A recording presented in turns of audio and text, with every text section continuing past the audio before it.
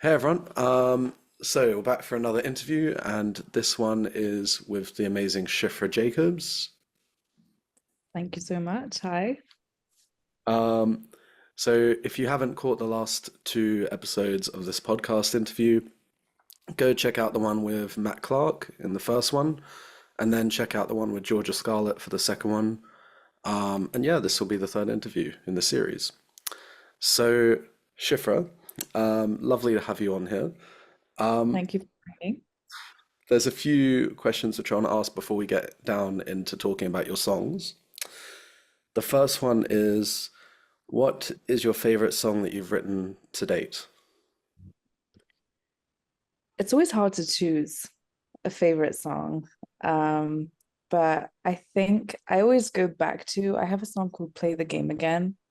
And I honestly I love how it was created and it was a different process to any of the other like songs that I wrote. I kind of was just like sitting on the floor being like, okay, I'm gonna just like write words in my notebook and kind of sing the melody like and see what comes out. And usually I don't do that. Usually I sit by a piano, I have like instruments, you know, like I'm building the song like in a more like, I guess, like instrumental way. But this time I was like, no, I just want to maybe write something that, feels like it's coming like directly from me.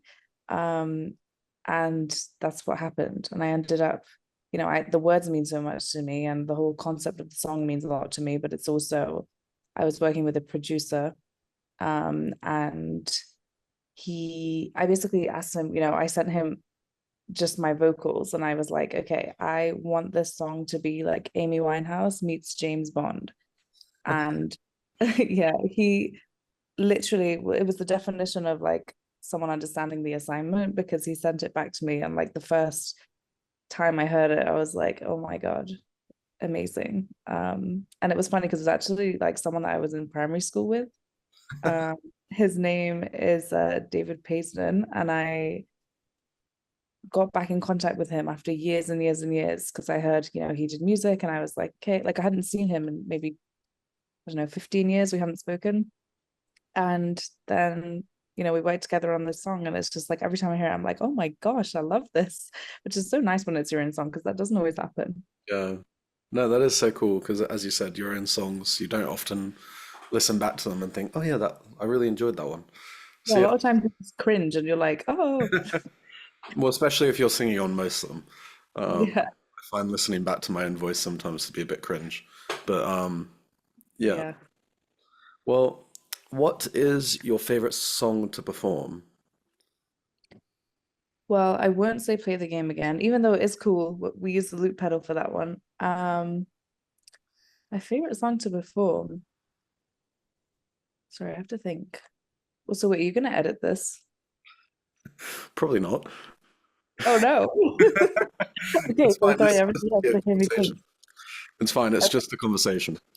Okay. Well, let me think. I've been doing a lot of performing lately with a guitarist called Andy Abudi, and we've been doing like a lot of shows. So I'm trying to like take something from what we've been doing recently. You know what? I have a song called Rain. Okay. Um, and it was like the first song I ever wrote and released. And it's very simple. It's like the same four chords throughout the whole song. And it's so like it's a foolproof one. Like it's always gonna work. You can play around with it a little bit, but like it's just like I never get tired of it. And I every time I get to that song on the set list, I'm like, okay, I'm gonna be okay. Like this one's gonna be great. So I like to sing Rain, and I also like it when people kind of like know it. It's been out for the longest, so sometimes people know it and they sing along, and that's really nice. That's really good. Yeah.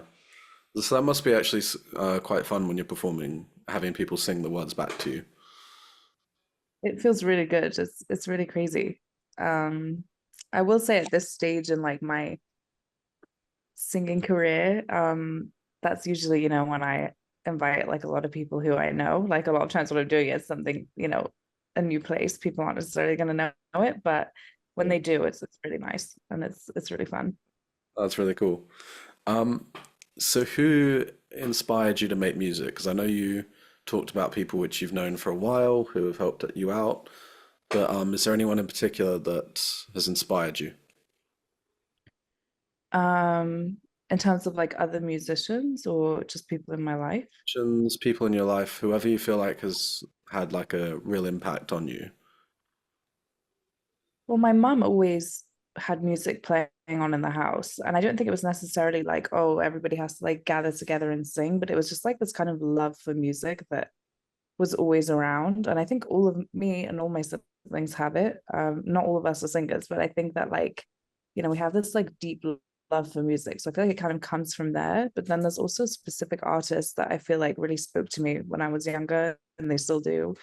Like Amy Winehouse, like I mentioned.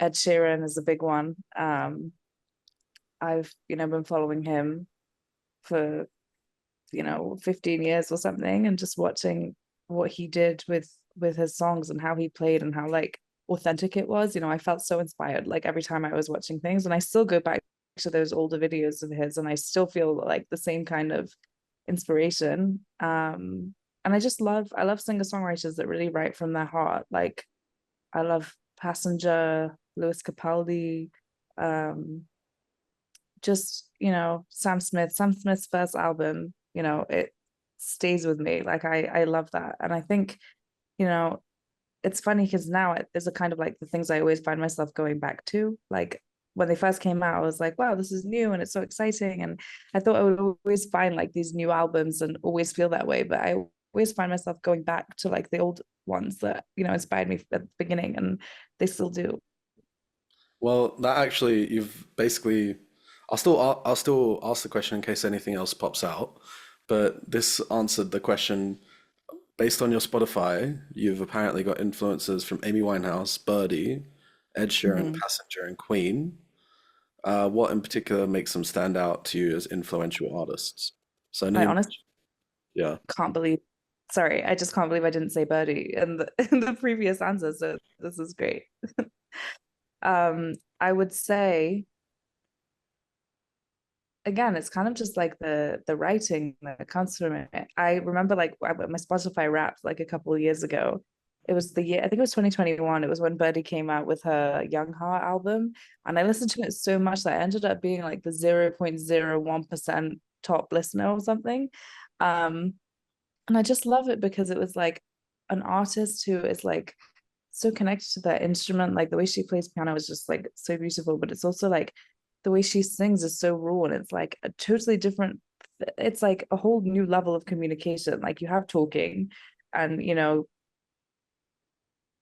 I think just like it's a completely different way of understanding something. And I feel like it's something that really speaks to me. And I honestly I could still listen to that album like on repeat all the time.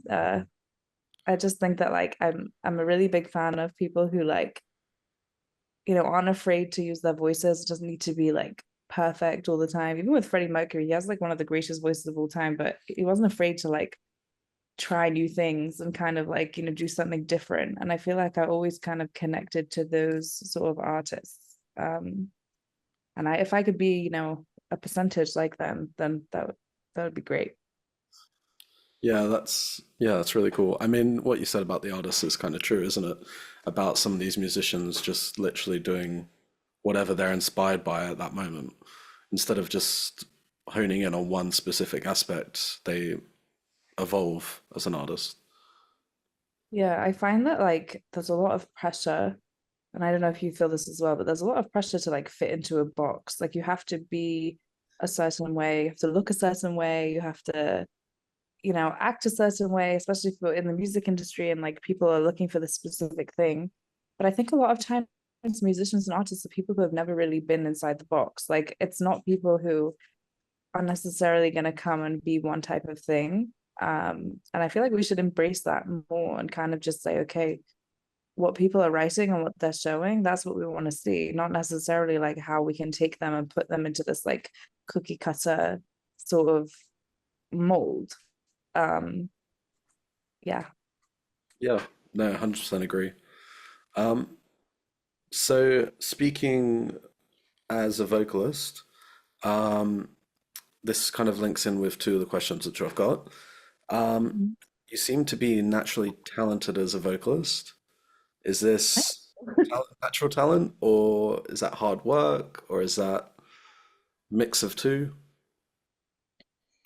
Well, I will say I didn't really like grow up with like vocal training. It was always like, it wasn't something that my school offered and it was expensive and it wasn't like easy for us to kind of like just be like, okay, we're gonna spend all this money on music lessons. So I only really started when I joined this choir that I was in. I joined when I was like 13 years old. And from there, that was kind of when I started having like more like I wouldn't say like intense training, but just like more training in general, because everything up until that point, was kind of just like stuff that I had done at home. But to this day, I really haven't like been consistently going to like voice lessons. It's actually something that I really want to do, and to work like more on technique because as I'm getting older, it's like really important. But I think the way that I practice, isn't maybe like the standard way, but at the same time, it is a lot of practice. Like you don't just wake up and have like a so much control over your voice or you know what to do. And I'm still working on it even now.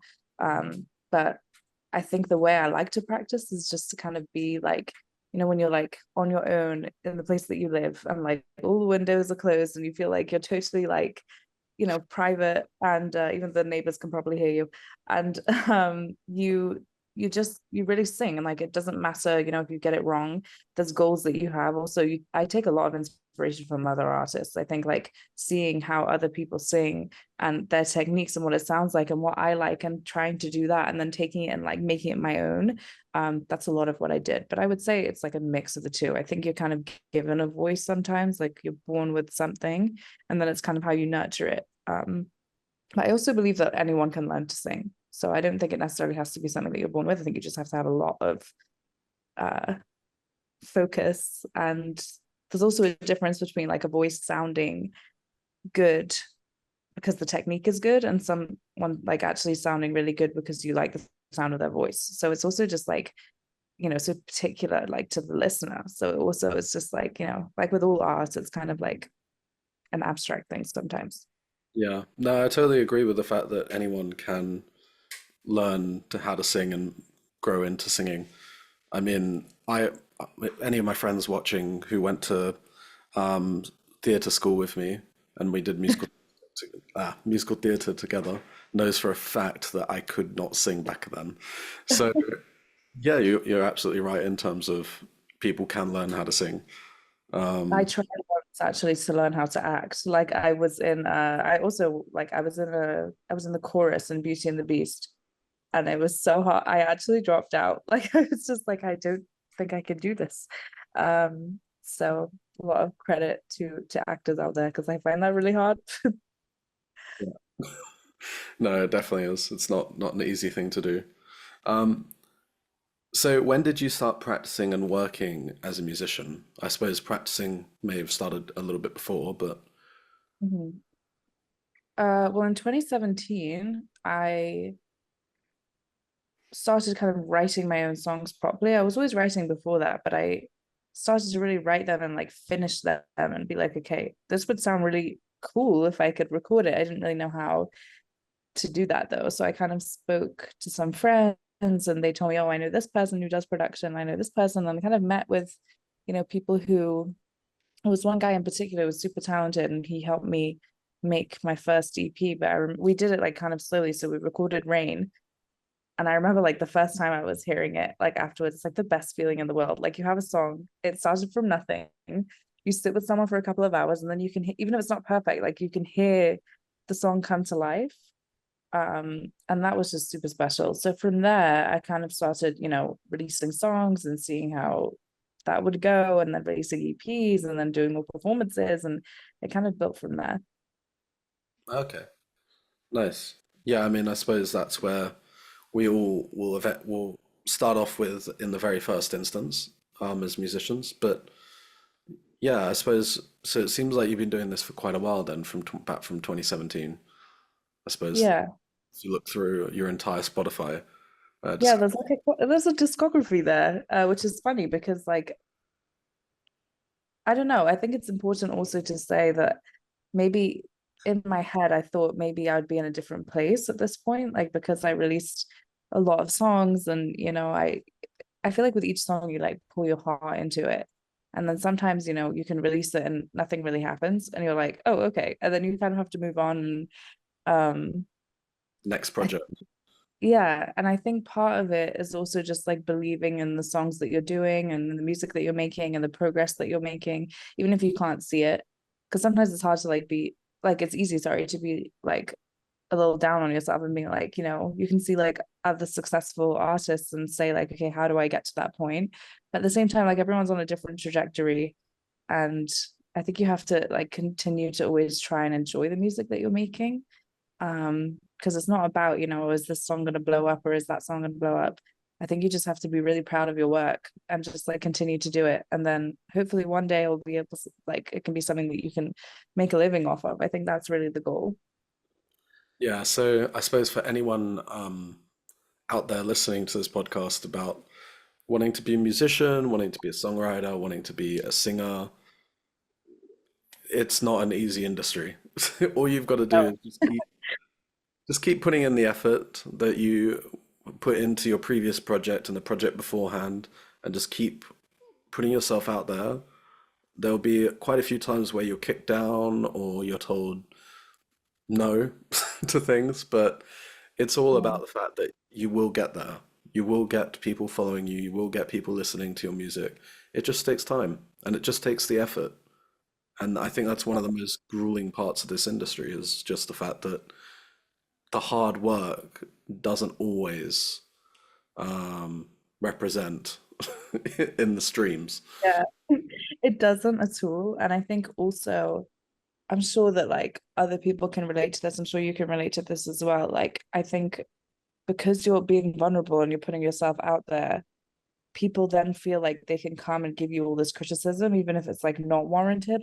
Like sometimes you want feedback from people who can give you feedback, but sometimes, people will just come and give you all of these things about what you should change and how you should change it. And I think like we forget how special it is sometimes to just be who we are. That doesn't mean you can't like, grow and improve. That's really important. Taking criticism is really important. Also being proud of like who you are and what you're bringing to the table is also important because there's always going to be people. There are people who listen to Bohemian Rhapsody and they were like, this is too long and no one's ever going to play this on the radio. And then, almost how many years was that? Well, almost 60 years later, people are still singing it from the rooftops. And I think like that's a perfect example of just like, you know, not everyone's gonna like it. People are gonna have their opinions, but you have to just like be invested and proud in the work that you've done. And you never know what can take off and what won't. And it could be the thing that you think is going to take off really doesn't, and then a random thing that you did like just for fun does. And that's how life is. It's just a bit you can't plan. Yeah. Okay, well, another question which I've got, not particularly related to what we were just discussing, but if you wanted to record or re-record any song as a cover, what would you release other than the current covers that you've already done on Spotify? Oh, that's a really good one. That's a great question. So obviously Um, you cannot name any of the ones that you've already done. There yes. are quite a few. There are a few, but there are so many that can still be done. Let me think. I want to try and choose like an artist that I also haven't done as well. Um, I've been seeing lately like a lot of these jazz covers of pop songs, which I think is really cool. So I'd love to kind of take, I don't know, something really, really poppy. Um, Just Honestly, even like a One Direction song or something that like is totally not, you know, and then like strip it down and have some like really cool jazz chords and kind of make it, something like that. I'm really liking those. Um, there's a cover of Simply the Best that does that really well. It's not jazzy, but it's like a very acoustic version of the song. And it's just so awesome. Like to hear it so stripped down. I really love those kinds of things. But I will say that I've been working on with the guitarist that I mentioned before. We have this project called Sad City, which is basically like our band name, it's the project name. And we've been doing a cover of Passion Fruit by Drake. but we've actually been mixing a bunch of Drake songs like into the end of it as well, which is really cool. So it's like a passion fruit cover, but like a Drake medley. And I think I would like to record that. I think that would be good. Oh, nice. Okay. Yeah. Well, on to the very last question before we talk about some of your brilliant songs. When writing about difficult topics like mental health, grief, heartbreak, how do you sort of find the confidence to write about this, and how much is influenced by things that you've experienced? Sometimes it's really difficult to do. I think like some topics come easier than others. Um, I think in terms of writing, it's not so hard. Like if you're feeling, at least for me, like writing it comes easily if I'm feeling it. And almost every song that I've released is, something from some sort of like vulnerable place. That's my own experience or somebody else's, but most of the time it's mine. And at the beginning, I really focused a lot on mental health. I was struggling with it myself. Um, and like I have OCD and I was like obviously very anxious and a little depressed like from those things, and it was hard for me to understand what was going on, especially like in my late teens. um and writing about it was like so therapeutic for me, but at the same time, like I think some people didn't expect it, so they were like, oh my god, I had no idea that you felt that way. But then sometimes it was in such a positive way, like people would say like, so I feel really inspired by your honesty, and I want to be honest with you, and people reached out in that way, and I thought that was really special. So then it kind of empowered me to do it more because I felt like I had support. And it was kind of like, as I was saying before, it's kind of like in theme with the artists that I know and love. Amy Winehouse wrote like extremely like deep, raw, vulnerable things. Like she didn't paint herself as like a perfect person in her songs at all. um and as it comes to like other topics, I found that with grief, it's a lot easier for me to write about than it is for me to release. Like I haven't released any songs on that topic, but I've written a lot, and I feel like I think at that point it just becomes like you feel that pressure of like, is it going to be good enough like to honor the person that you're talking about? Like I have a friend who was killed 10 months ago, and I've written so many songs about him, and I want to release them, but at the same time there's like that fear of like, is it gonna honor it enough? So that I do find like hard. But hopefully I'll be able to sit down and record them and do them justice. Yeah, I get what you mean about writing about grief, because I mean, I released a song in December 2023 after my granddad passed away in September, and I wrote a song honoring him. And for the life of me, like I wrote the lyrics and everything, managed to scramble together a backing track, but I could not sing it for the life of me every time I'd sing. And that's the sort of thing which I think, I'm not sure if you found this in some songs where it's been very difficult to write and record and sing any like topics in particular, but I found it very, very like heartbreaking and soul crushing to try and Yeah. put anything to this track, even though I know that it has turned out to be quite a good track, and the person who's now singing on it, it's all come together well. But I'm wondering if you've ever had that point of view where you, as a vocalist or as a writer, you've needed to bring in someone to Mm. like finish the project. I've definitely needed help. Like I've definitely had people, come in and help me. For the past year, I was at a music school called Remon, and I had a music like composition songwriting class. And once a week we'd get a prompt and we'd have to bring a song like that we could sing that was like ready. It didn't need to be like, perfect, but it needed to be singable. And you had to do it every single week. And I found myself writing about my friend. His name was David Newman. Um, I wrote about him a lot. And when it came to the end of the semester, of the second semester, right, at the end of the year, we had to do like a showcase of one of the songs. And I chose a song and I just couldn't play it. I don't know why. I couldn't play it. I played it for the class before, like when we did it in the like in the throughout the year. But when it came to the performance, I couldn't play. I had to bring in somebody. There was this really amazing pianist. His name was Yotam, and he really helped the song come to life. But I honestly wouldn't have been able to sing it like if he wouldn't have come to help. And it happens to me also with production a lot as well. Like I have a degree in music production. That's how we know each other. And so crazy because we graduated a year ago also, which is mad. But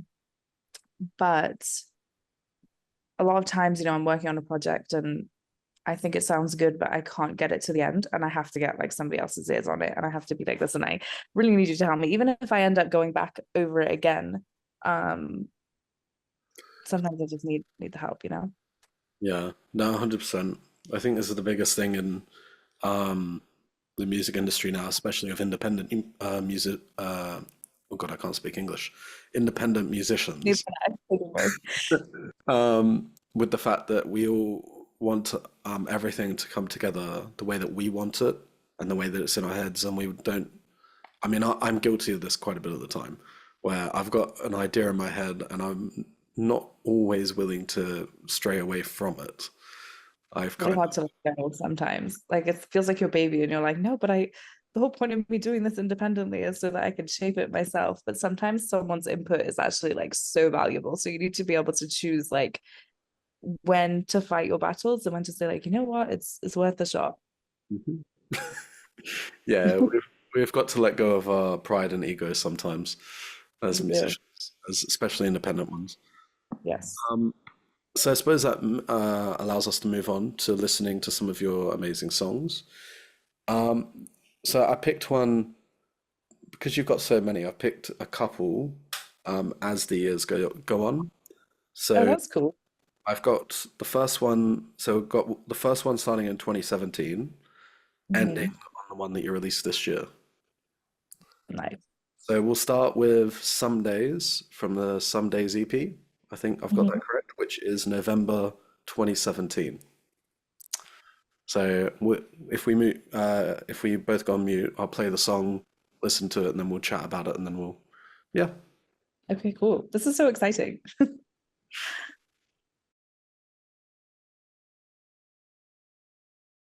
Fear can weigh me down. Bullets shoot swiftly and softly and shake the life from the ground. I stand upon. Is it wrong to want to run away every time I feel the calm? A deer in the headlights again. I just needed a friend, but nobody knows. Feeling sensations burn from my head to my toes. Just struggle to my feet again. Telling myself this time it'll end, but a chronic life makes your mind strike a pose. But I'll be okay. Running on calls to break a mold that's just a part of me. As my heart and my soul, I can't tell right from no wrong. Working my way through a sunny storm, covering up, don't wanna get wet or burn. Some days it's a struggle just to blink, but I've been stronger than I think. Stronger than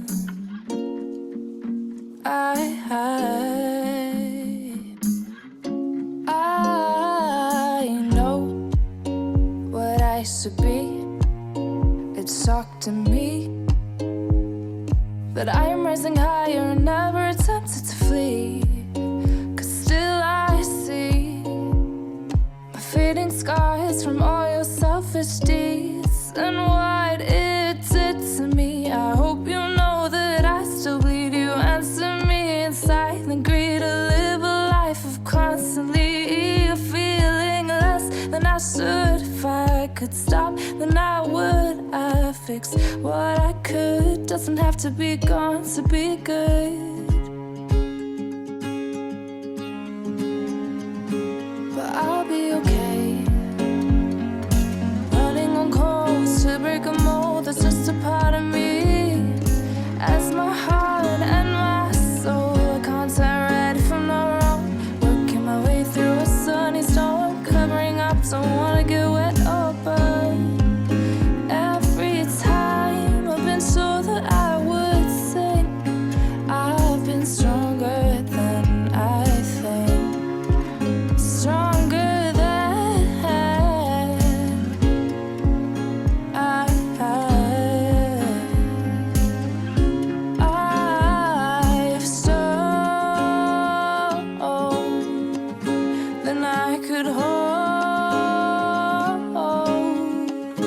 just like I've been told. Aid will come if you're bold, but I'll be okay.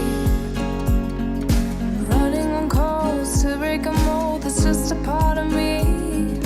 As my heart and my soul, I can't tell right from the wrong. Working my way through a sunny storm, covering up, don't wanna get wet or burn someday.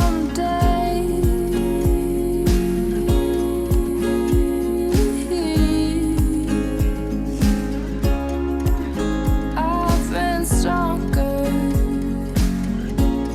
than I think. I'll be okay.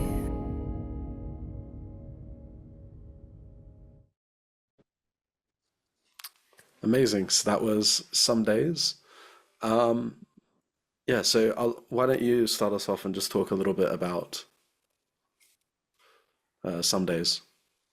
Well, it's interesting. I was in the army when I wrote this song, and I was in basic training. Oh, I think maybe I just finished basic training.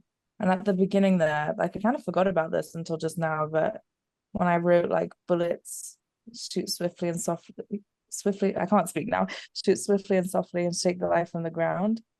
Um, that was really how I felt. I was like so out of place when I was there, and I really felt like my mental health like issues kind of heightened because it was like just such a stressful environment. And I wrote it really from that place of just like, you know, I'm really struggling, but I want it to be okay. I want everything to be okay. And in the bridge, I had a friend whose WhatsApp status for years was "Be bold and mighty forces will come to your aid," and I always loved that. And then I was like, I'm gonna add it in the song. So that's where that like bridge part came from. Um, and yeah, I wrote it on my ukulele, and the ukulele is still in the recording, which is great.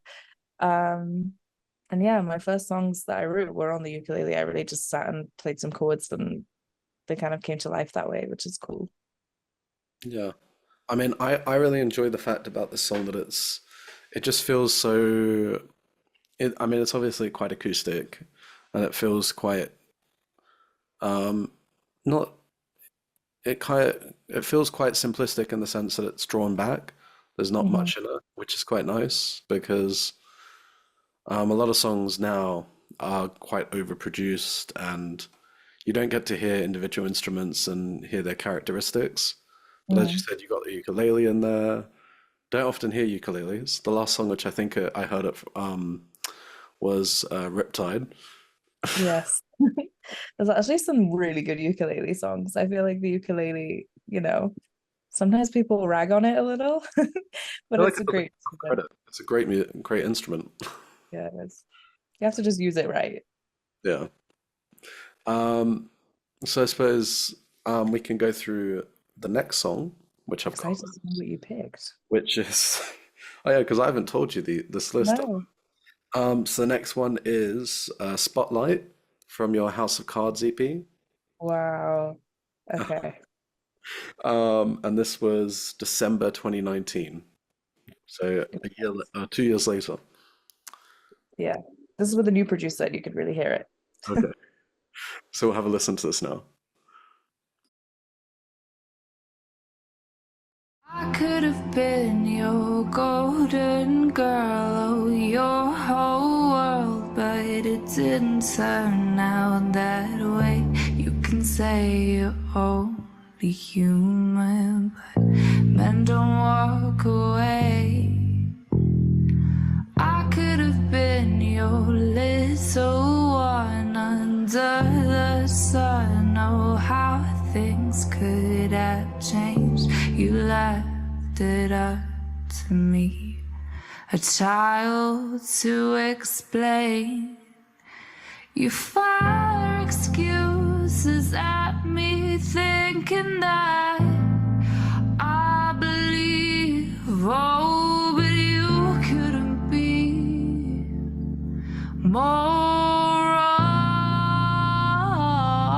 wrong.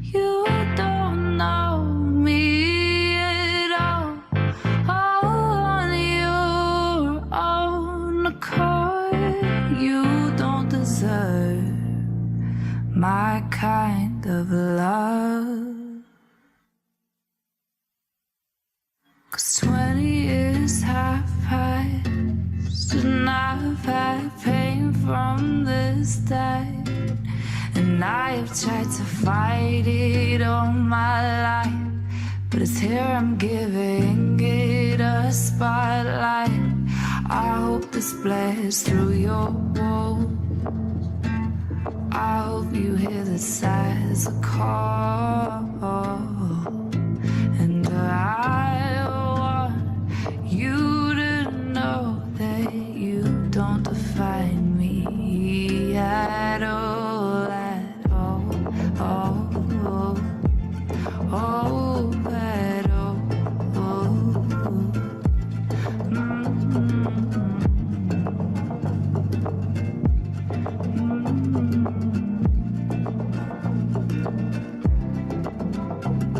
I would wait by the window for you, but you never saw just a broken girl who grew up in a broken home. You point the blame in every place except your heart, but your girl is smart. I can read your cards, 'cause 20 years have passed, and I've had pain from this day, and I have tried to fight it all my life, but it's here I'm giving it a spotlight. I hope this blares through your walls. I hope you hear this as a call, 'cause I want you to know that you don't define me at all, at all.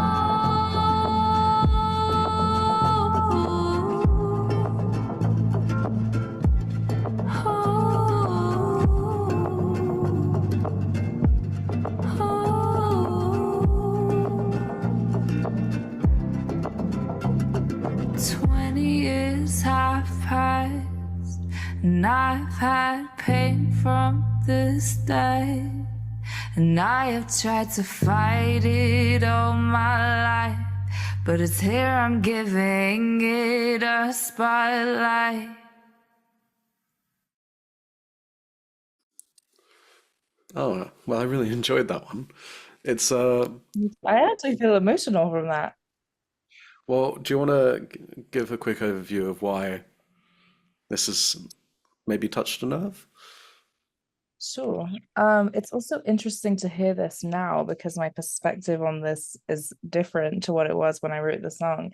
And actually, sometimes I hide from this song because I'm kind of like, I don't know. But you know what? It's really important as well because it's how I felt like at that time. I also want to say, like, on a production level, just before I get into the emotional part, this is the same guy who produced Play the Game Again. And I've never done a song like this, and I don't know if I'll do a song like this again, but it was just such a cool way. I sent it to him, you know, kind of like on the piano, I think, or maybe it was on the guitar, and it was like very, very acoustic and piano-y and ballady, and he kind of made it into this like totally awesome, like vibey, I don't even know how to explain it, style, but it's so cool. And the fact that he took away the instruments so many times and like just let the vocal kind of sit Yeah. is really cool, and I really enjoy that. But I'll say on like a personal level with the song, obviously like it's kind of clear from the lyrics, but you know, I grew up with only one parent like in my household, and when I was writing this, I feel like, you know, it was before I kind of faced any of these things sort of head on, and there was a lot of obviously like anger, and you know, there was a lot of emotions, and I feel like it's really important to have those emotions, but it's also important for me to say now that thank goodness, like, you know, I learned how to kind of take those and make it a little bit better, and to like speak with that parent and to try and have like a better relationship, and like it's really incredible, and like it's such a different scenario now. But I think it's important to like feel your feelings, and also it's okay, like if something is hard. And I think I wrote the song about it because I felt like my whole life, like people had been asking me questions, like they can always notice, like, you turn up somewhere and you're just with your mom, for example. And even when you're a kid, they're gonna be like, where's your dad? They're always gonna ask you these questions, or they're gonna, you know, not understand it. And I felt like I was always the one who had to sort of like answer. Um, and like I had no way of hiding it. So I was like, okay, if I'm not gonna hide it, then I might as well just like put a spotlight on it. And that was kind of like where the concept came from. Um, but with that said, only respect, only respect for the people that it's about and the people involved. But it's a really real song. Yeah, I suppose just to put aside what I was about to say that for the production, just for a sec, Mhm. I suppose because I don't know how old you were when you wrote this song or when you started feeling like you could have the confidence to write about this. But I Mhm. suppose growing up with only one parent would have raised a lot of questions growing up from friends, from people around you. And yeah, I suppose it's just a matter of well done on feeling confident enough to write a song about something like that. Because I know from experience of when I've had issues myself with family and everything like that, I've always been terrified about speaking about anything like Yeah. that. So it's definitely something which is, um, yeah, very, very brave and very, very, very, very well done on doing it from a place of strength as well. Thank you. Um, I totally get you though. It is hard and it's scary, and you also don't want to you're not trying to put anybody else on blast. That's not the point. And I think there's a really fine line of knowing like when it's okay to kind of be like, I'm gonna write a song about this. But then again, I look at other artists and I see the kinds of things that they've written, and when they're really writing from that kind of like honest place, they do that too. Um, and yeah, I encourage people to write about what they feel. And I think it's like it's okay also to look back at a song and be like, maybe I'm in a different place in my life now, but that's definitely what I was feeling then. I'm like, it's okay. Maybe that will give people, who are going through a similar thing, kind of that strength to kind of push through. And also to know that, you can make changes, and, especially as you get older, life is in your control, not all the time, but the actions that you do are in your control. So you can decide like if you can try and make things better. Um, and yeah. well, I suppose from the production standpoint as well, because I was just listening to that and the synths that were added in, because of course you said it started it with a very acoustic song, Yeah. and I heard the ukuleles come in with with a nice tremolo effect, which is waving them all over. I suppose I So, could hear okay. this with my headphones, but all I could hear was Yeah. the chorus was this nice ukulele. So this guy, another thing that I forgot to mention is that me and David, we did these tracks totally remote. Like I'm in Jerusalem and he's in Italy. So I sent him, I think was it? No, it was before COVID even. So it was like remote before that was even normal. And I sent him the recording of it. This was after we did Play the Game Again. And I trusted him so much because of what he did with Play the Game Again that I was like, okay, let's do this. And he was like, I have an idea for this. He also is singing on both of those tracks, like those backing vocals are him. Like obviously I have some too, but the lower male voice is him. And yeah, he just really knows how to. I honestly recommend every person to work with him. If anybody wants to have like an incredible song experience, reach out to him. He goes by Dave Tendo as his artist name. And also he's got a song that he released a while ago. It's called Summer Rain, and I tell him all the time it's like one of my favorite songs. Like on my Spotify Wrapped every year, it's always there. Because he's just such a good artist. He's like good at everything he does. So only praise. Well, for anyone interested to about David, Shifra will give me his social media, and I'll put it in the description of this video when it's on YouTube, so you can go check David out. But that brings us on to our next song, which is August 2020, which is a collaboration. And I don't know how to say this person's name, if it's Dove or Dov. Dove. Dove. Okay, nearly got it right the first time by accident. Yeah, it was so close. But this is "Don't Lose It All" by Dove and Shifra.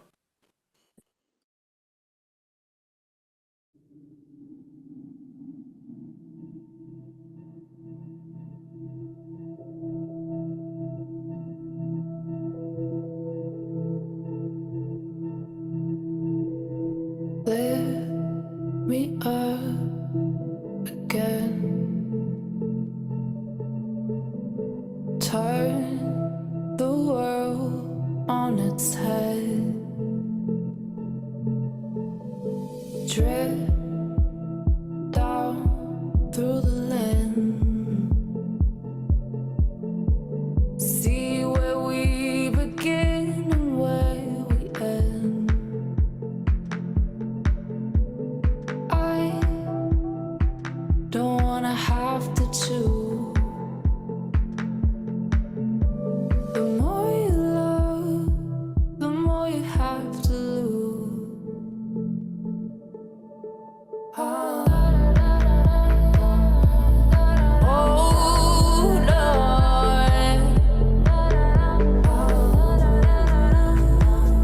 Don't lose it all. Been a while since you've come around. I call your name, but you don't make a sound. In the play, we thought we could never drown. You thought you were the king who wore the crown. Don't let me down. What we lose will not be found. Hold on.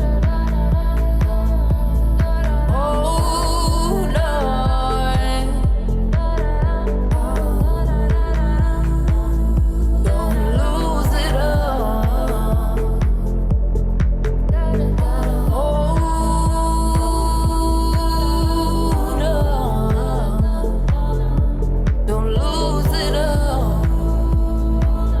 Don't lose it all.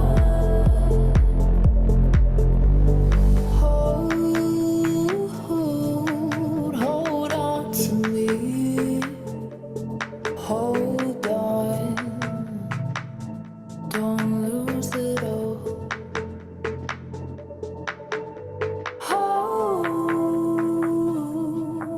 Hold on. Don't lose it all. Don't lose it all.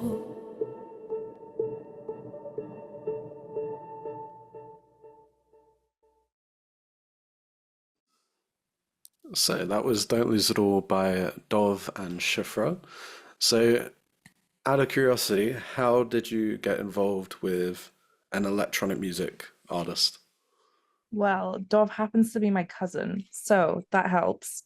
He's my younger cousin. He's based in Amsterdam. And I remember when I found out he was doing music, I was like, someone else in the family is doing music. I was so excited. And we were talking about it, and obviously I just hit my head. Okay, that's what we gotta edit some stuff out. It's okay. I could do it if you want. But yeah, I was really excited because wait, I have to laugh at myself, sorry. Okay. Wait. Okay. Whew. Okay. I was really excited because I felt like it was the first time that we could kind of share it like in a family way, which was really cool. And this song is like the perfect example of when you write a million verses with a million different tunes and you go over it again and again and again. I think we had like 100 versions of the song, which was crazy. And again, it was also remote because he lives in Amsterdam and I was here. So uh, it was just a long process, but it was so worth it because I love the end result. I also feel like there's like a lot of Billie Eilish like inspiration going on over there. I think it was like really when I started listening to her a lot, and I was like, we need to do all the backing vocals, any kind of backing vocal, we're throwing it in. And yeah, Dov is also super talented. It's been really fun to like work with these producers, especially because I know I studied production, but I still feel like, I do produce, but my main thing is like the singing and the songwriting part. So it's really nice to have somebody else to like polish those aspects. Like I really enjoy that. Yeah. Well, I suppose that's quite a cool thing. As a as you said, you did the production degree. That kind of, I suppose, gives you a bit of an insight into what they're doing in the For background. sure. Because I mean, I suppose it's important for a lot of singers now to sort of know what's happening with their vocals in the background after they've recorded it. It's all very well them going into the studio and recording, but if they don't know what a little bit about the producer and their background and how they've produced vocals in the past, they may get an outcome which they're not going to be particularly happy with. Right. I think it's like really good to have in your toolbox to be able to be like, actually, I don't like how much you like boosted my frequencies over here. But I mean, like, you don't necessarily have to be, saying it in that particular sort of way. But something that I think that really helps is I can build like a track on Ableton. I can write something and, have it ready. And I can send that to a producer and they can go from there. And I think that is like an amazing asset to have, which is what I wanted from the degree. I wanted to be able to, first of all, make a song from beginning to end on my own. I think that was like I really wanted that freedom because I had the opportunity to work with amazing producers, but I also had some like less good experiences, and it pushed me to want to like not have to rely on other people. But now I feel like I've kind of come full circle and I'm like, okay, I want to do this myself, and then I also want to use the expertise of others while I still have like creative control. Yeah, I suppose that's the thing. Using other people, well, getting advice from other people. If you Using others. Yeah, just using people. Um, but no, but I suppose it is using their wealth of knowledge of their Yeah. specific subject field because although all of us want to be able to do it all and have it all and not rely on anyone, that's not a realistic expectation because you do need other people where their strengths are mixing, mastering, Yeah. producing, playing the instruments for the track. Like we can't all just magically, unfortunately, learn how to do all those aspects. I Otherwise, think I had moments where I was like, I want to do it all. I want to be doing everything. And I think I started to get really good results when I realized that I can't do that. And it's okay to strive to be better at things, but like while you're doing that, you shouldn't stop making things just because you can't do everything. You should, recruit the help of others and also, try and better yourself in those things if you want, but it's not a must in order for you to release music. and I think it is important that um, when you do try and do the things which you're not particularly aren't your strong suits, definitely go and if you've got people that you know or you've worked with in the past, reach out to them because I'm sure they're willing to sort of give Yeah. you assistance and help you out. That's something that I love about the fact that we have like the network of people from our degree where it's like I know I can always send a track and be like, hey, what do you guys think of this? If it's privately, if it's on a group or, which is really nice. I mean, I send you stuff like Yeah, not to give a shout out to Joe out in Canada or oh yeah, Joe, thank you. Joe gave us a lot of Any help. time of day. Um, anyway, we will now move on to Here For You, Mm, which is in 2022. So skipping forward to 2 years, mhm. from August 2020 to August 2022, from your New Age EP. Did I get Yes. that correct? Yes. Amazing. Okay, so my facts are not incorrect. That's so perfect. Yeah, just to give everyone a bit of insight, if you haven't listened to the first episode, when I was going through Matt's order list from his Spotify discography, all of his dates were wrong because he changed his artist name and then had to re-release everything. So I was there trying to go through, You're okay, like, what this came is first? infringing on my research. Well, it was basically saying, no, this one actually came first, and it was like the second to last track which I played. So, okay, well, that's useful, Matt. Appreciate that. Thank you. Glad this is in order, so at least we're going in chronological order. Yes. So this is Here For You by Shifra Jacobs.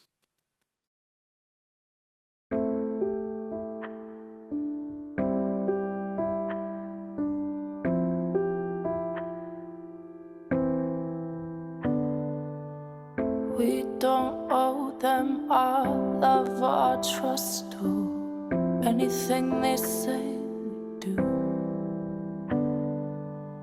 But how can you know? You say you're not so sure, even when I promise you. Is that enough?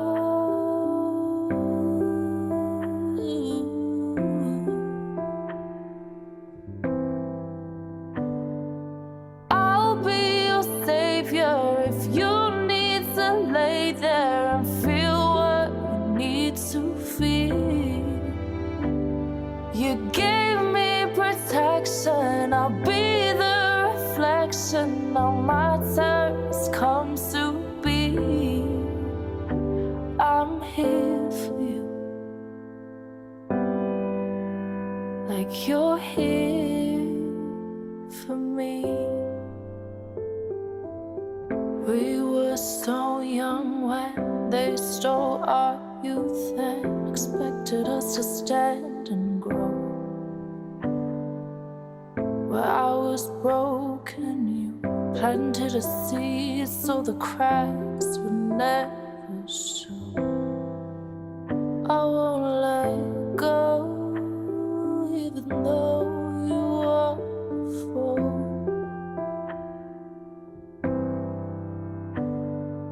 I'll be your savior if you need to lay there and feel what you need to feel. You gave me protection, I'll be the reflection on my terms comes to be.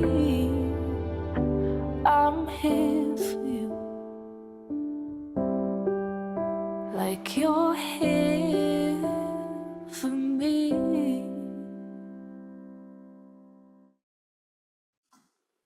Okay, so that was Here For You by Shifra Jacobs.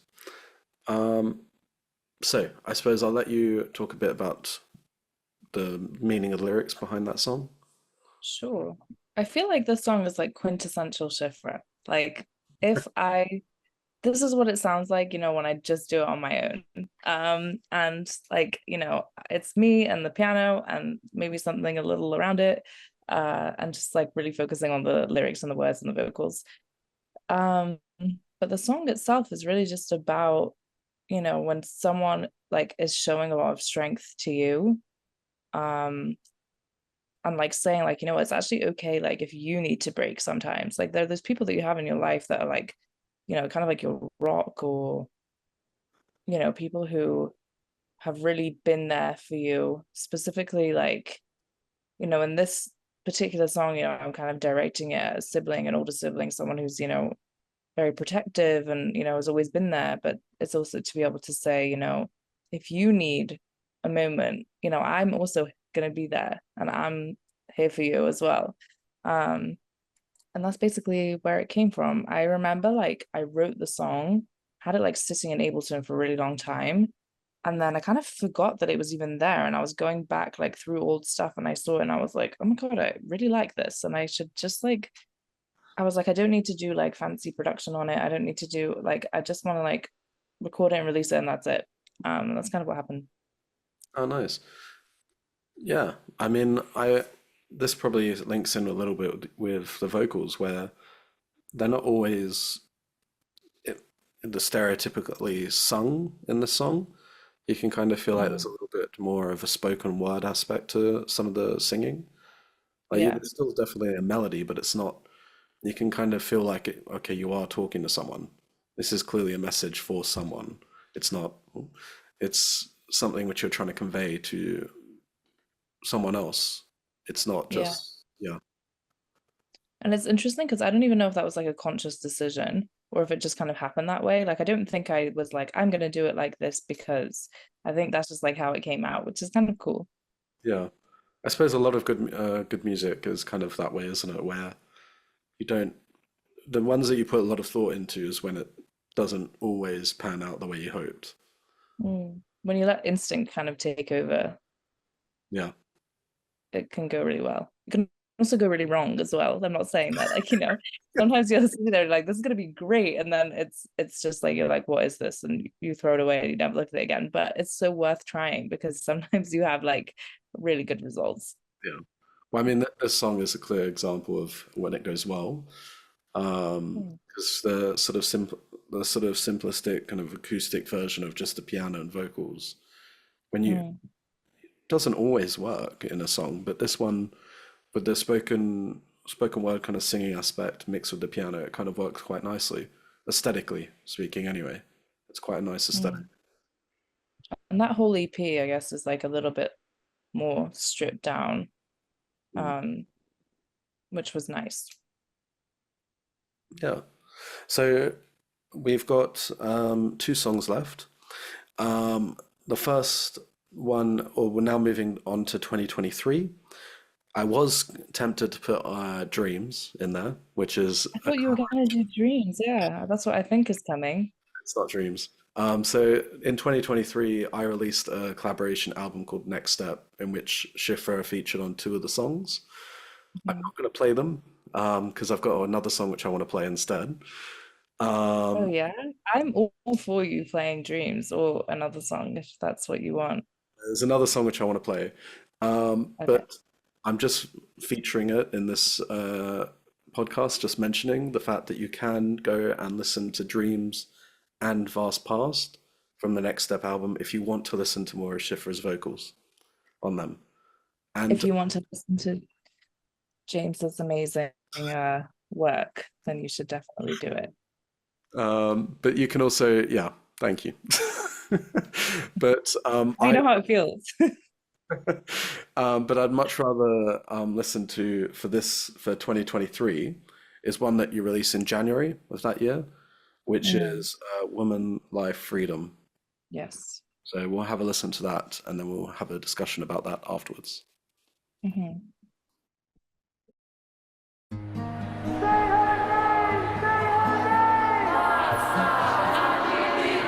Just a few days after being arrested by the morality police, 22-year-old Masa Amini died in custody. She steps slightly on the earth at a quicker pace. Oh, she's not running or walking, she's finding herself in the race. Moments in time, they disperse in a bitter haze. Not wanting to answer to those coming in first place. She couldn't be controlled, they snatched her, tried to take away her name and laughter, told her to cover up thereafter. Who could expose that force? It's faster, the whole world shook when they attacked her, sending up her spirit to the sun. What have they done? They march, brave ones, women, life, freedom, daughters and sons, women, life, freedom. They march, brave ones, women, life, freedom, daughters and sons, women, life, freedom. A mother says in love and trust, I'm going so when you grow up, you won't have time and fear or shame. So let's take to the streets and fight for our peace, shouting it loud, we're gonna be free, for the right to choose, the right to believe in our liberty. If she screams, she is the enemy. Take her mouth and force serenity. On the ground and breathing heavily, starts to rise and stands up steadily. Eyes are closed as she hums the melody, sending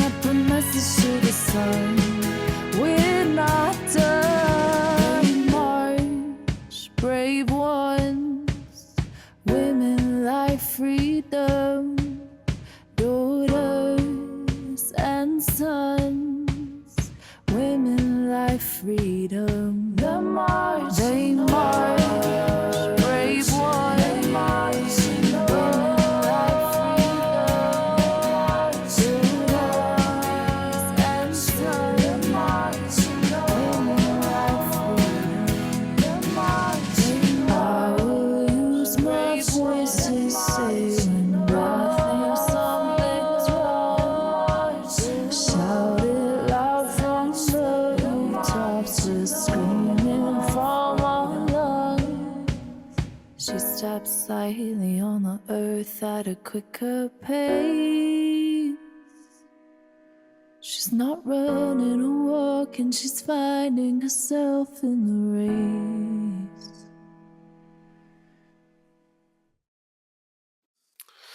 Okay, so that was Women, Life, Freedom.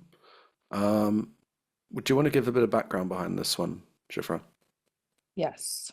I actually did this when we were still in university. It was one of the projects that I did.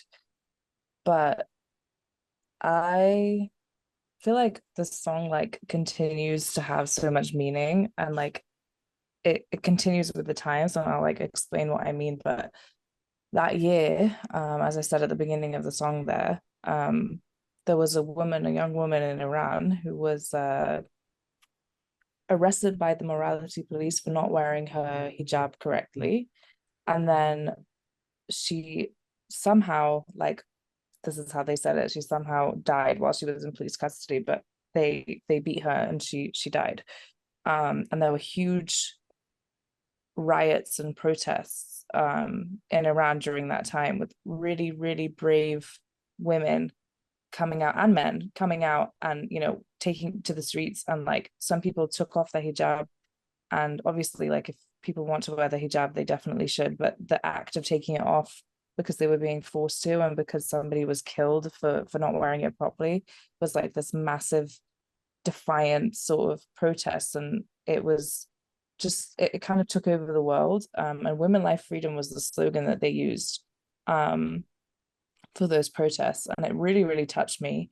Like, I also live in the Middle East, and I live in a totally different setting to that, but I feel like, when you see something that's going on that's not just, like, sometimes you just want to talk about it. And I feel like I was so empowered by those women.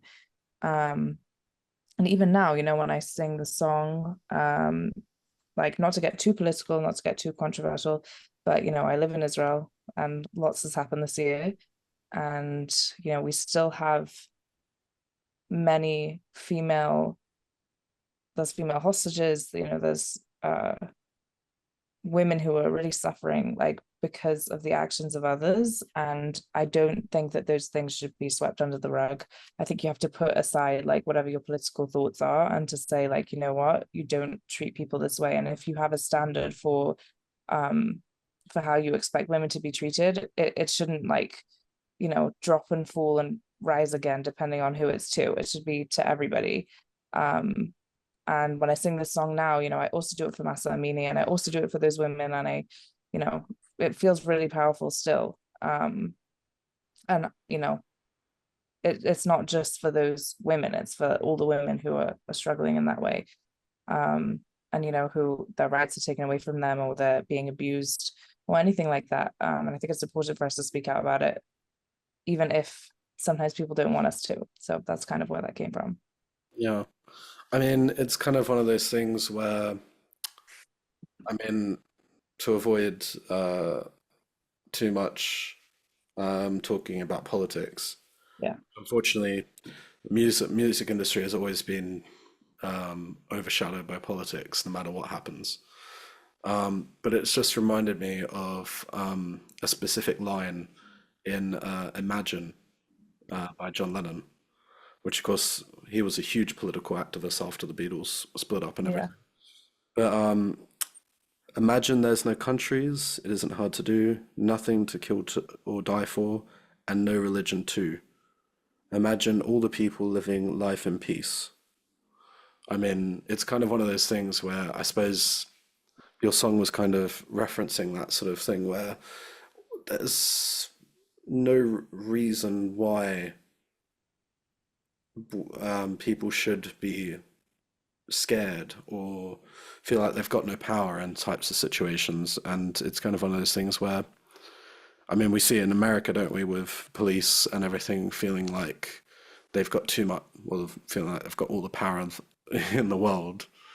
Um, yeah, yeah, it's a very powerful thing and quite a difficult song to write about. Yeah.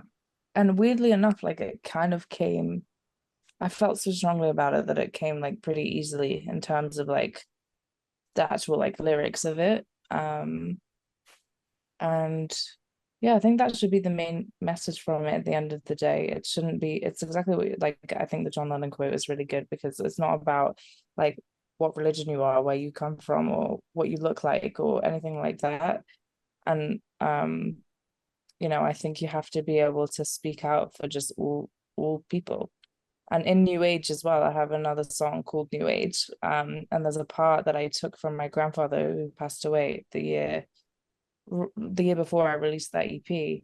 And at the end, he basically, like, I took a quote of something that he had said, and it says, he's like asking a question, he's like posing a question. He's like, how do we do this as humanity? We treat everybody with dignity and compassion and kindness. And he was a religious figure, like he was a rabbi. So he said, this is what his religion teaches him to do. This is what his God inspires him to do. And I always found that so meaningful. And I don't think you even have to believe in God to kind of connect with that. I think the idea of knowing that like everybody is different, and no matter who a human being is, you have to, speak to them with dignity, compassion, and kindness. I think that's like one of the most important things. So it's kind of like thematic throughout the EP there. Yeah. Yeah, well, I think as I said, it is a. I know you said it came easily to you, but it's definitely not an easy song or easy theme to write about, and it's even more of a difficult theme, especially releasing it in a time where there's all that controversy. Mm. To find the confidence to also release a song like that. So yeah, well done for that because it's not an easy theme to release a song about, and it's even harder when it would create controversy. Right. I think also that's like the fear sometimes of like releasing the songs that I was telling you about, my friend who was killed. I think there's so many opinions circulating around, and people want to say things, but they forget that like, that's a human being, and like a human being just so happens because of like, where they live and who they are. They went somewhere one day and they didn't come home. And I think people are forgetting those kinds of things. So I'm glad we have this little like platform to talk about it because it's really important. Yeah. Well, that will bring us nicely onto our next song, which was released this year in June, called Geneva.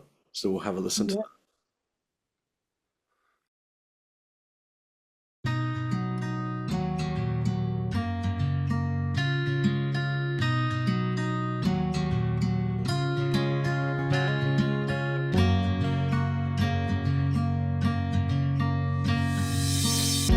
Water clearer than my mind. Didn't know I'd need this time. On the streets of Geneva, feels a little easier. Paddle feet for distances. Getting lost, okay with it. A bottle and keys. Take it when I leave. Mountain sides and open skies. Suddenly I feel alive. And the whisper of the world I'm letting in. It says I'm not waiting for all the reasons to find some meaning and tame my feelings. It's time for reaching for things I never did. Pull back to the drawing book. Take the path not gone before. If I trip up and I fall, then that's okay. The life I'm gonna build starts today. It starts today. Always want to have a plan. Scared of taking 3 steps back. Times have feel the pressure. I crave to be successful. For a while I've needed change, push the thoughts further away. But on the streets of Geneva, I can think a little deeper. Frowning heights and renting bikes, even if it's just one night. I hear the whisper of the world I'm letting in. It says I'm not waiting for all the reasons to find some meaning and tame my feelings. It's time for reaching for things I never did. Pull back to the drawing board, take the path not gone before. If I trip up and I fall, then that's okay. The life I'm gonna lead starts today. I hear change calling me, change calling me, change calling me, change calling me.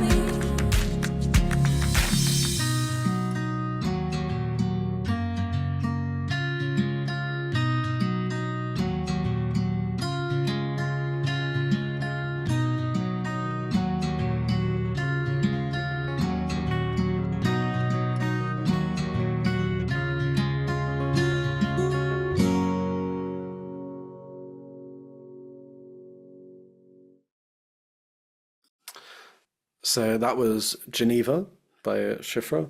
So I figured I'd just start this off with the quick preview that I've given when I did my review of this song, which was a gentle and reassuring song that allows for clarity when taking notice of yourself and the world around you. So I'm not sure if that fits within the theme that you were going for, but when I listen to the song, I immediately feel calm, peacefulness. I don't know. Yeah. It's so interesting because at the time that I wrote it, it was like such a hectic time, but that's why it came out in that way, because I had been working for a group for a long time, and I decided that, it was time to kind of like switch jobs, and it's really scary to do that. And like one of the last things I did with them was go on this trip to Geneva, and we had like 2 days in Geneva. Like we got there, we slept, and then we had like an event, and then we flew back. So on the morning of the day of the event, we had like a couple of hours in the morning to kind of just like see Geneva, and I was with my friend Sasha, and we decided we were going to wake up really, really early in the morning. We were like, okay, we're only in Geneva for one day, so let's just like, experience the place. And we had the most amazing morning. We like rented bikes, and we got lost, and we went on a paddle boat, and we did all these things. I get like seasick really easily, and I was like, it's worth it for me to get nauseous just to like have this experience. And we got to see like amazing parts of the city, and it was just so nice. And that evening we were like waiting for something while we were at the event, and we were like, okay, maybe we'll just like try write some songs. We're both songwriters, so we're like, okay. And I started writing Geneva then. I think I had the first verse, and then I just really liked it, and I was like, okay, I need to run with this. And that was in 2023.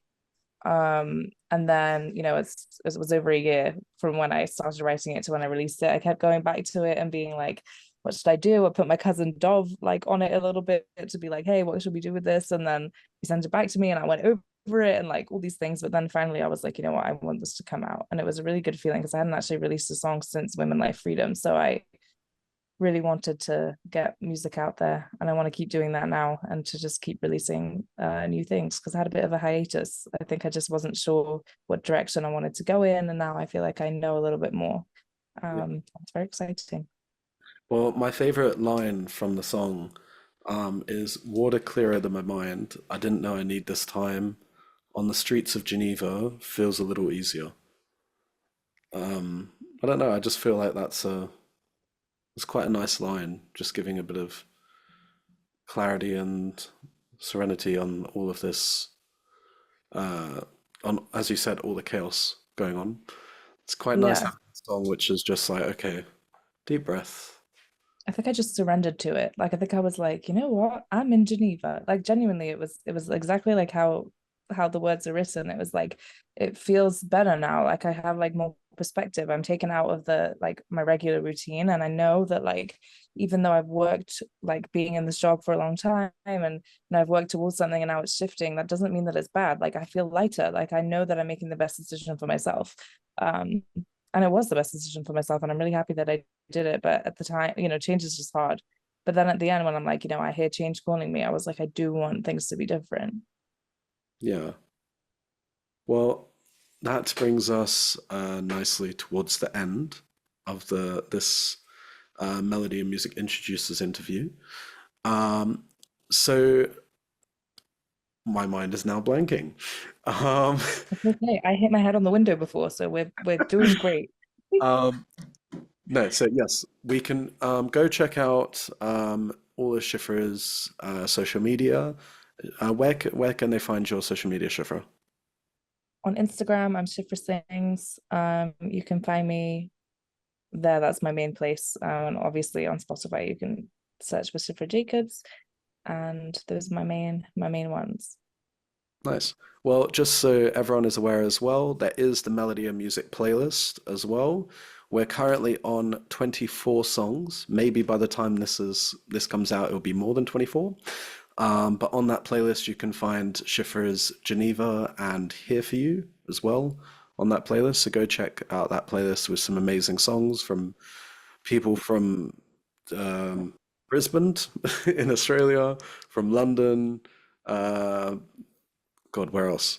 Um, all over the place. From America, from literally everywhere. And Um, then if you count like the producers and stuff, you've got Jerusalem, Amsterdam, and Italy. So exactly. Yeah, go check out the playlist. There's people from all over the place. The songs are amazing on there.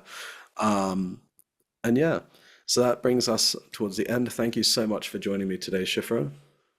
thank you for having me. This is great. Yeah, and I'll again, don't know what day this is being released, so this could be tomorrow, this could be in 2 weeks' time.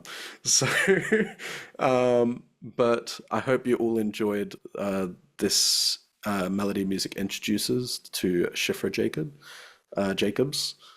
And yeah, I'll see you in the next Melody Music Introducers interview with Izzy MacArthur.